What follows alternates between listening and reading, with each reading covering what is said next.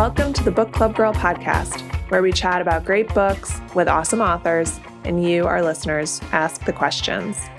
I'm Eliza Rosenberry, and we are so excited to have Neil Gaiman on the show today. I was just talking with my niece about how much she loves Neil Gaiman before we sat down to record the interview, and I'm just so thrilled to have the opportunity to talk to him. It's really exciting. My niece and nephew love Neil Gaiman as well. Who doesn't love Neil Gaiman? Honestly. I'm Tavia Kowalczak, and Good Omens is one of my all-time favorite novels, which Neil co-wrote with Terry Pratchett. And also, Neil's collection of essays, The View from the Cheap Seats, is just an example of how nimble Neil Gaiman is. He can truly write about anything in any genre. On today's show, a young boy coughs up a coin, and his whole world becomes full of sinister magic. We discuss the #1 New York Times bestselling novel, The Ocean at the End of the Lane, with Newbery Medal and Carnegie Award-winning author and cultural legend Neil Gaiman. And now we present to you The Ocean at the End of the Lane, abridged.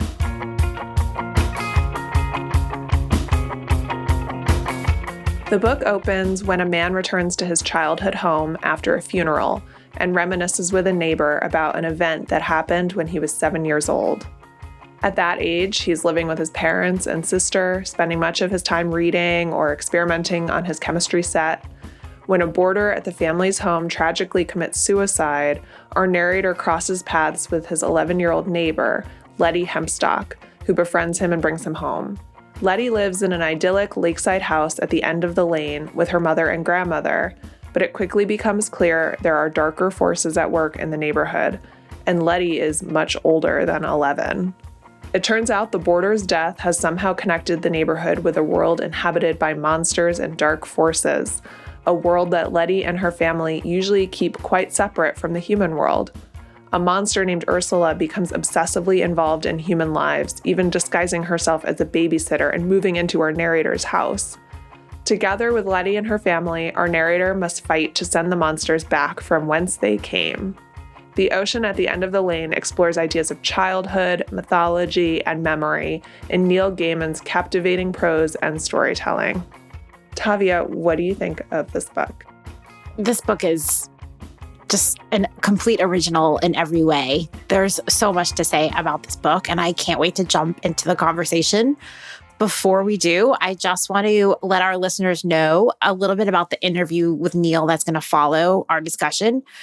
In July of 2020, we had a spontaneous opportunity to interview Neil Gaiman, and we jumped on it. We have held the interview back because we wanted to air it to coincide with the reissue of this marvelous novel, which is coming out right now. So that's why, if there's some references in the interview that seem a little discordant, that's why. But yeah, oh my God, it was so amazing talking to Neil about this book. Usually we have our discussion and then talk to the author. Well, I'm going to let you go first, Eliza, because I feel overwhelmed by everything I want to say. I was so excited to speak with Neil, and I'm so happy to talk about it now, all these months later, and sort of reflect on it. We were so lucky to get to chat about this with him.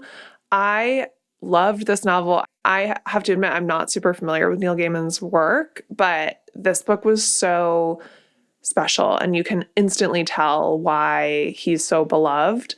The Ocean at the End of the Lane is so full of wonder and just magnificently told. It's just a really, really special book. I agree. I think that sense of wonder comes from the fact that the whole story is told through the eyes of a boy who never gets a name. We never learn this character's name. So you're so intensely involved with what he's going through with Ursula and Letty, and sort of like he's at the center of all of this, horrifying adventure.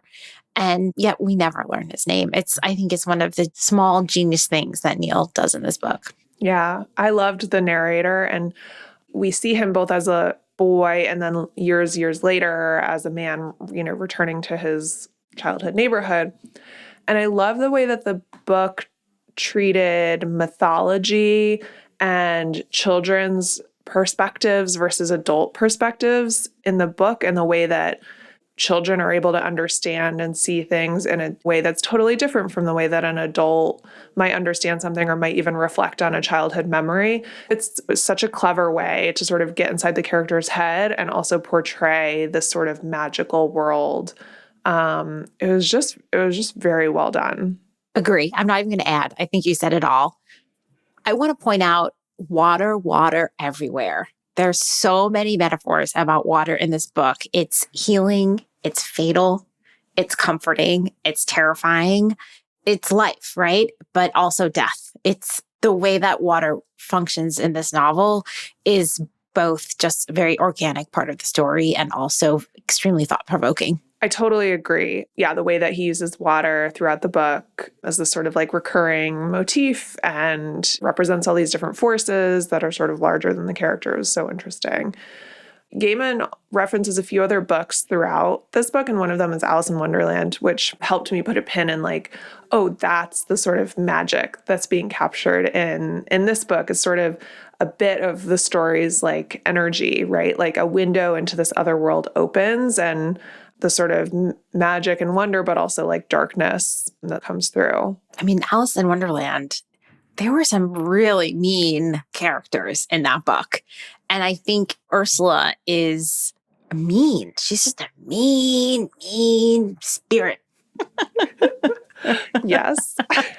Okay, Eliza, excellent points. I feel like we could talk about this book forever, but I know that especially in this episode of the podcast, we are not the main event. So let's quickly get to our interview with Neil. Totally agree. Cheers. Cheers. Quick reminder, we love hearing from you. Join our Facebook group, The Book Club Girls, where you can stay connected with our book lovers and pose your own questions to authors who appear on our show. You can find us at facebook.com/groups/The Book Club Girls. And stay tuned after the show for a short exclusive sample from The Ocean at the End of the Lane audiobook, read by Neil himself. Today, we're joined by Neil Gaiman, whose novel, The Ocean at the End of the Lane, is available now. Welcome, Neil, to the Book Club Girl podcast. We're so happy to have you here. Thank you. It's wonderful to be here. Neil, I want to dive right in to talk about The Ocean at the End of the Lane. We just enjoyed reading this novel so much. For me, it was the second time, which was a very special experience. And I want to immediately talk about the 7-year-old narrator. I find him to be utterly believable and totally endearing. For our listeners who might not know a bit of your personal story, would you tell us a little bit about the aspects of your childhood that may have inspired things that made it into the novelette? So I wanted to tell my wife, Amanda, about me and my childhood. So the narrator is absolutely me, and I have stolen from my childhood absolutely shamelessly in terms of incident. What I then didn't do was steal my family. So the mother is not really my mother, the father is not my father. I would have had 2 sisters at the point where that story was going on rather than just the one and stuff. So the family are kind of fictional, but the me is me. And so, the me of having a 7th birthday party to which nobody comes is completely, that happened to me. The deaths of some of the cats and the arrival of other cats are things that I went and stole from my life. I was very shameless in plundering the geography of my life. And actually, one of the things that started happening when I was writing this was feeling things coming back. And there were places that I had not thought of for 40 years when I was writing it, that suddenly I'm phoning up my mum and saying, can I describe the area out the back of the house for you? And so you'd go out the back door, and then facing us was a sort of a washroom, and then there was a coal room, and then there was this weird little outside toilet, and then there were lily of the valleys growing, and it was brick. And she's like, yeah, how did you remember that? And I'm like, well, because I'm writing the story and I'm actually having to inhabit it. That's fantastic. I think it was in the hardcover edition, you actually included a photo of you climbing down the drain pipe. And when I read that scene in the book, I just flashed on that photo and I said, oh, this was Neil. It really was. We cut off the head of the child who was me climbing down the drain pipe in the on that photo on the back cover, which makes the photo look a lot more sinister. The goofy grin that I'm giving the camera in reality as I head up and down my drain pipe just would have completely blown the atmosphere. Yeah, very different tone. Neil, I have a question for you. One of the lines in the book that stuck with me the most, I just read this book for the first time, so it's very fresh for me. And one of the lines that stuck with me the most is early on in the book. It's short, so I'm going to read it. I liked myths. They weren't adult stories and they weren't children's stories. They were better than that. They just were. And so as a writer and a storyteller, how do you think about adult stories or children's stories, and how does that inform your approach? Particularly with Ocean at the End of the Lane, that was the problem that I was grappling with every word, every paragraph, and every page. I was trying to figure out for myself what I was writing and who it was for. So sometimes I'm kind of writing for myself. I wanted to make sure, for example, that the way that Ocean at the End of the Lane is constructed, you have a chapter or two of boring grown-up stuff before you get to the exciting stuff that the kids would enjoy. Because I knew that I was writing a book that really wasn't aimed at kids. And I thought, okay, a couple of chapters of boring grown-up stuff should put them off. And if they persist, they'll get to the cool monsters and the weird stuff, but they're also going to be persisting into stuff that isn't necessarily aimed at children, even though it has a 7-year-old narrator, which is, of course, part of the problem that you get into is, well, in order for this story to work, it needs to be told by a 7-year-old. But it's not being told by a 7-year-old. It's being told by an adult from a 7-year-old perspective as he relives and remembers. So for me, I think Ocean at the End of the Lane particularly exists in a sort of strange gray area where it's absolutely intended to be an adult novel. It's absolutely for adults. It has things in it that I think some kids might like. I would have enjoyed that book in one way if I'd read it when I was 7 or 8, but I probably wouldn't have got past those first couple of chapters. I would have gone, oh, this is boring grown-up stuff. Probably when I was 12, I would have enjoyed it enormously and been very puzzled by it and not quite understood the ending, but sort of marked it as something to come back to when I was a bit older. There were definitely books that I read that I knew that I was reading too early. I was an incredibly fluent reader, but that sometimes meant that you're reading way out of your depth because you do not have the life experience to process what you're reading. And of course, myths, for me, that statement about what myths are is still absolutely true. Myths I ran into when I was 7 years old, I love now for the same reasons. The ones that feel right and land emotionally, whether it's Norse myths or Egyptian myths or whatever, or the myths of the British Isles, they make me feel a certain way. They just are. I have never read the Norse mythology, but now the next book that I want to turn to, the way you just talked about myths, it makes me want to go there. But turning back to the ocean at the end of the lane, not surprisingly, water is a significant metaphor in this book. It can be both healing and deadly. Also, magic can be both healing and deadly. How does the 7-year-old boy reckon with that complexity? I think in the same way that he's having to reckon with everything else in the adult world.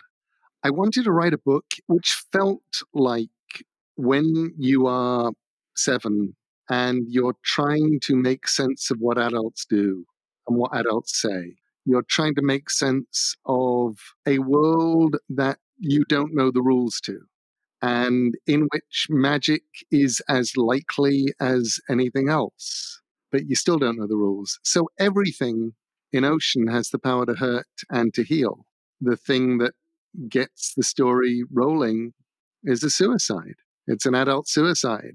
And that's the thing that wakes up the power on the Hempstock land that is then gets involved in the rest of the story. I want to ask a little bit about Ursula. Tavia and I both, when we were discussing the book yesterday, we both realized that we had highlighted different passages that ascribe Ursula's power not to her being a monster, but to her being an adult. And so I wanted to ask if you would share how you sort of explored the power of adulthood, but also the threat of it or the violence of it through Ursula or throughout the book. I think the important thing is that adults forget what it's like to be a kid. It's very easy for adults to forget. And one of the things that adults forget most easily is the injustice of the power imbalance. You've turned up here, you didn't ask to turn up. And now you're here and you're in a world that belongs to giants. And the giants have all the power. The giants can tell you when to go to bed. The giants can decide that it is your job to eat pickled beetroot.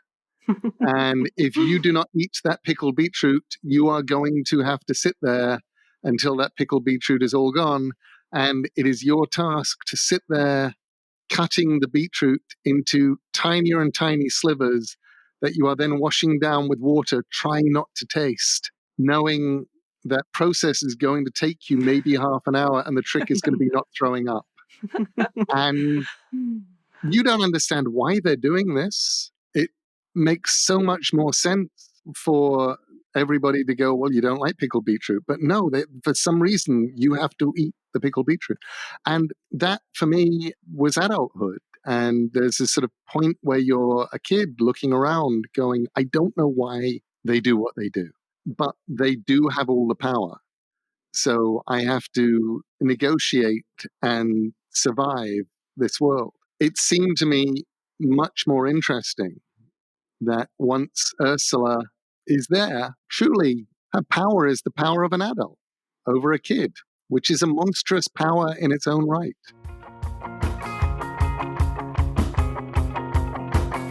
Coming up on the Book Club Girl podcast, Neil answers more questions, and later in the show, we ask about his literary white whale. Stick around. This episode of the Book Club Girl podcast is brought to you by The Neil Gaiman Reader by Neil Gaiman, an outstanding array, 52 pieces in all, of selected fiction from the multiple award-winning #1 New York Times bestselling author Neil Gaiman, curated by his readers around the world and introduced with a foreword by Booker Prize-winning author Marlon James. It's the perfect way to dip into Neil if you've never read him before. And it's also available now wherever books are sold. Welcome back to the show. This episode, we're speaking with Neil Gaiman, author of The Ocean at the End of the Lane. Speaking of power and children, Letty Hemstock is a very interesting character. She's an 11-year-old girl who we suspect is much older than the age she says. She has magical powers and she helps the boy. One of the things that she says in the book that really struck me was she says, nobody actually looks like what they really are on the inside. So Letty is suspected to be far older than she says. Ursula Monkton is an evil spirit in the body of a beautiful young woman. Are Lenny's words to be read as ones of wisdom or of warning? Yes, definitely. And of explanation, and also as a key to the book and perhaps also to life. Nobody looks like what they look like on the inside. We forget, dealing with adults, that we are dealing with small, scared children on the inside because the adults seem powerful, and you look at anybody out there and you just know they don't look like they look on the inside. And by the same token, the line that Letty says about monsters being scared, that's what makes them monsters, is, for me, such a key to the entire book. And, it's also a key right now, I think, to some of the stresses and madnesses and injustices and awful, weird fault lines that have been stretching through the world in 2020 is remember the monsters are scared. There were a few moments in the book where it seemed like maybe we got a peek at what people might really look like. I loved those descriptions of Ursula as like this flapping thing in the sky, and Letty when they're under the ocean, and I forget how you describe her, but she's like lit up in some beautiful way. Like it was silken candles, yeah. Yes. That was beautiful. I have a different kind of question, which is about food in the book. It's, I know you mentioned the beetroot. So eating seems to be something that can be a source of stress or anxiety for the character. Like he's worried about finishing his meals and getting in trouble and eating something poisoned and all of that. But also when he goes to the Hempstocks property and they feed him, it's very comforting for him.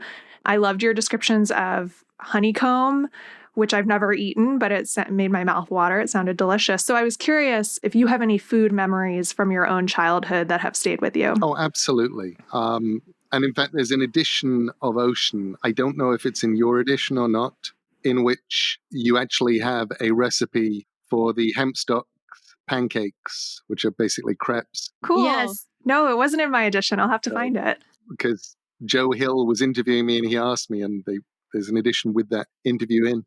I think it's the paperback. I think, yeah. So I think for me, what I wanted to give the Hempstocks was essence of grandmother. And both of my grandmothers, for them, food was love. And you were fed, which meant that you were loved. And the precise ways, I don't remember.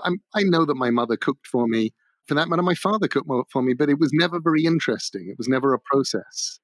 For my grandparents, my grandmothers, they loved showing me what they did while they cooked. So everything went down to, I can make a cheese omelette like my father's mother did. I can fry fish like my mother's mother did, because I watched her dredging the fish in beaten egg and then dipping that into her flour, her seasoned flour, before she put it into the pan. It's like, well, that's how you do it. And more than that, the tastes were always so very much there, sitting there in sense memory. So trying to always give the Hempstocks comfort food, and always giving them comfort food that I had personal experience of and could write about, and always making it very English comfort food. Both of my grandmothers were amazing Jewish cooks who had very, very Jewish, Yiddish, traditional cooking, but they also were living in England. They were born in England and raised in England, so you had that there too. You'd have the shepherd's pies along with the gefilte fish. I love that part in the book where he's in the garden eating the snap peas.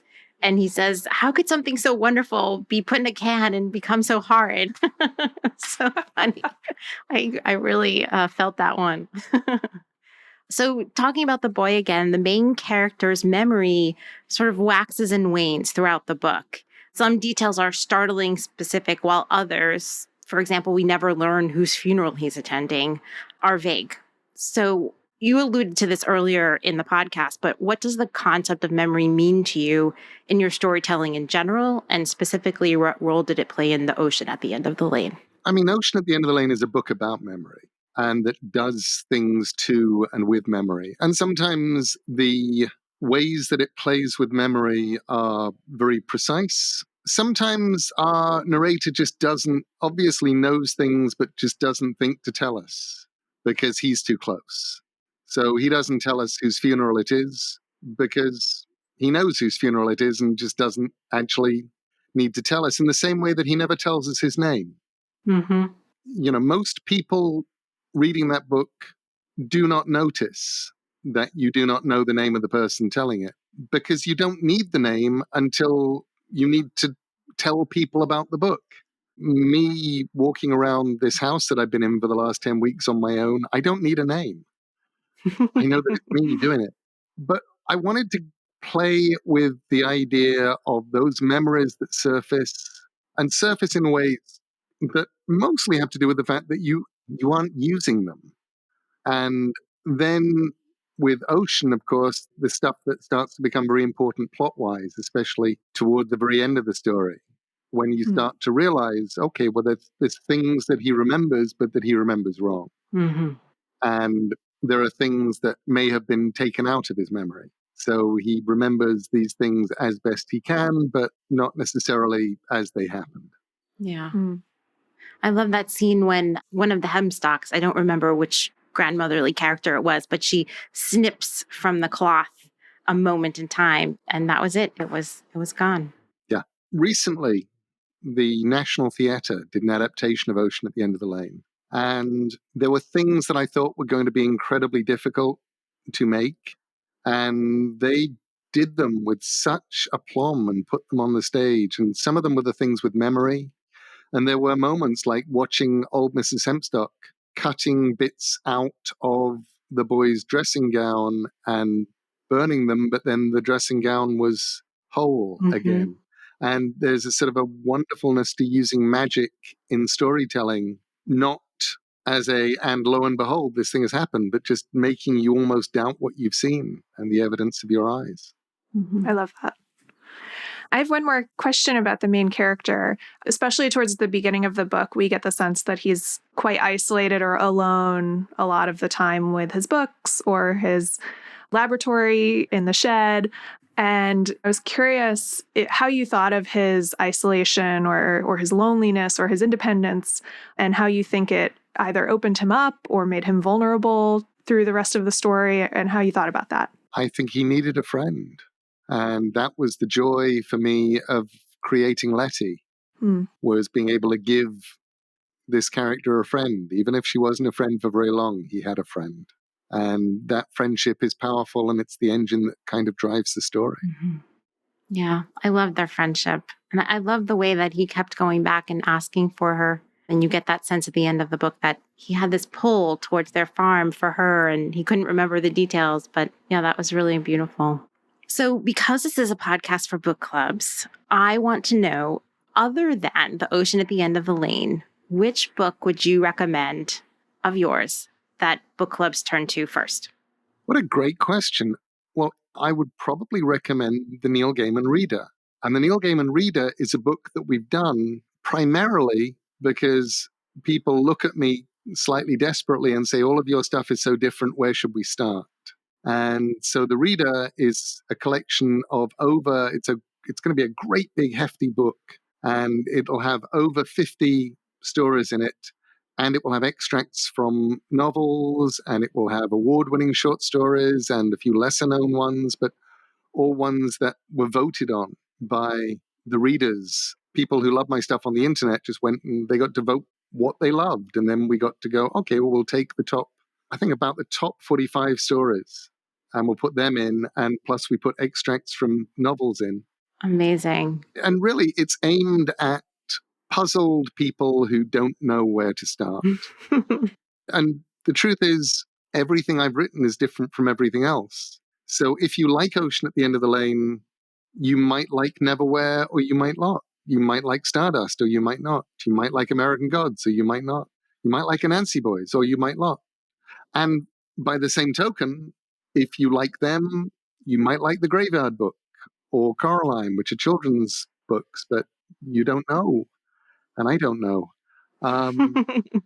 So in terms of, if I were a book club, I suppose the main thing I would do is ask myself what kind of book club I am and what kind of books the people in the book club like. And based on that, if they like sort of weird, horror-edged things with mysteries and myths and stuff that will make their brains go all squaggly, I would send them to American Gods. If they like a romance, if they like something that actually has happy endings and beautiful writing, I'd probably send them to Stardust. If they like adventures with social consciences, I would send them to Neverwhere, and so forth. Fantastic. So something for every book club, in other words. Very probably, yes. And also, if it's a kind of book club that also has some kids in it, I would definitely point them at The Graveyard Book. I'm incredibly proud of The Graveyard Book. Won the Newbery Medal.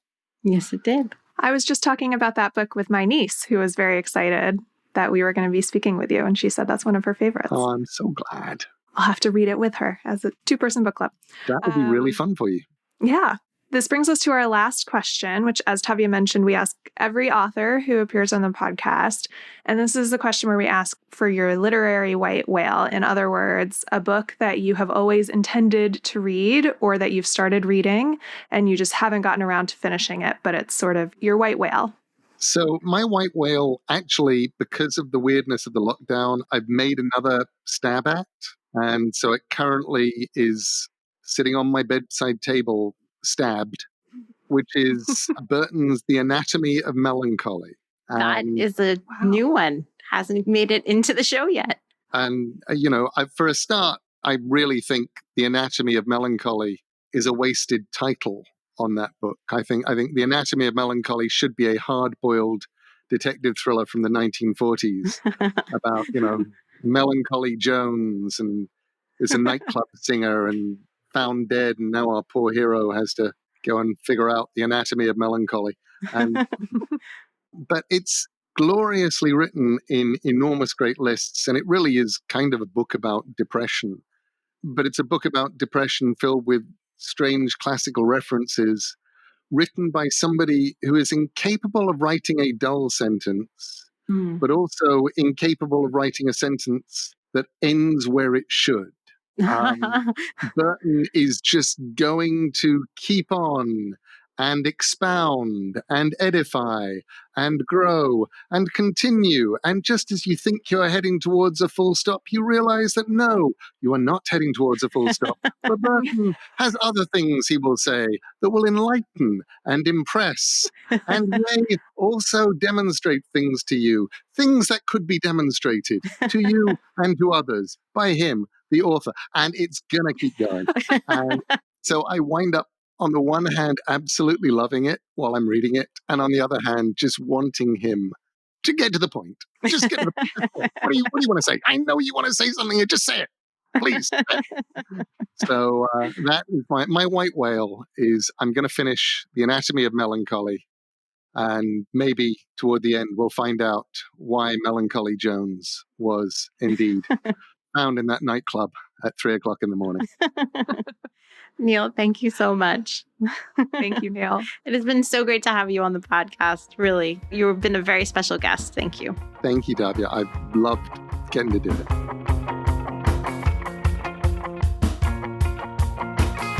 That was Neil Gaiman, whose book, The Ocean at the End of the Lane, is out now. To find out more about Neil's book and how to buy it, head to bookclubgirl.com/podcast, where you can also find links to everything mentioned in this episode. Like what you heard? Subscribe on Apple Podcasts, Stitcher, Spotify, wherever you get your podcasts.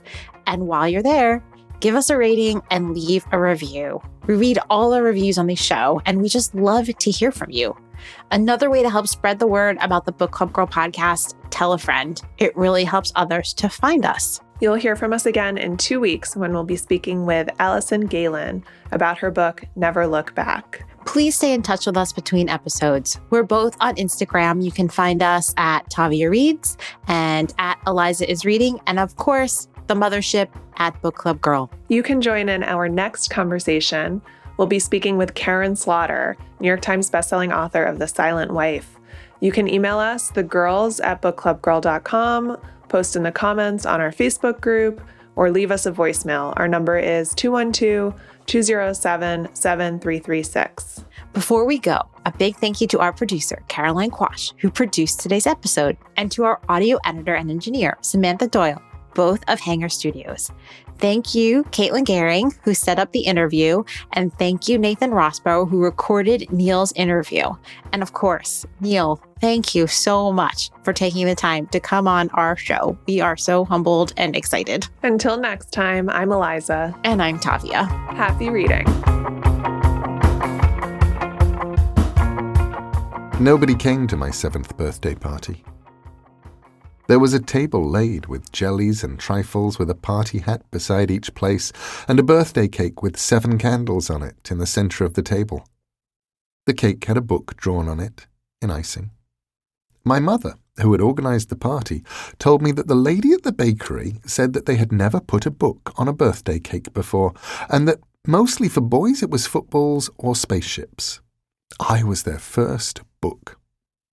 When it became obvious that nobody was coming, my mother lit the 7 candles on the cake and I blew them out. I ate a slice of the cake, as did my little sister and one of her friends, both of them attending the party as observers, not participants, before they fled, giggling, to the garden. Party games had been prepared by my mother, but because nobody was there, not even my sister. None of the party games were played, and I unwrapped the newspaper around the Pass the Parcel gift myself, revealing a blue plastic Batman figure. I was sad that nobody had come to my party, but happy that I had a Batman figure, and there was a birthday present waiting to be read, a boxed set of the Narnia books, which I took upstairs. I lay on the bed and lost myself in the stories. I liked that. Books were safer than other people anyway. My parents had also given me a Best of Gilbert and Sullivan LP to add to the 2 that I already had. I'd loved Gilbert and Sullivan since I was 3, when my father's youngest sister, my aunt, took me to see Iolanthe, a play filled with lords and fairies. I found the existence and nature of the fairies easier to understand than that of the lords. My aunt had died soon after, of pneumonia, in the hospital. That evening my father arrived home from work, and he brought a cardboard box with him. In the cardboard box was a soft-haired black kitten of uncertain gender, whom I immediately named Fluffy, and which I loved utterly and wholeheartedly. Fluffy slept on my bed at night. I talked to it sometimes when my little sister was not around, half expecting it to answer in a human tongue. It never did. I did not mind. The kitten was affectionate and interested, and a good companion for someone whose 7th birthday party had consisted of a table with iced biscuits and a blancmange and cake and 15 empty folding chairs. I do not remember ever asking any of the other children in my class at school why they had not come to my party. I did not need to ask them. They were not my friends, after all. They were just the people I went to school with.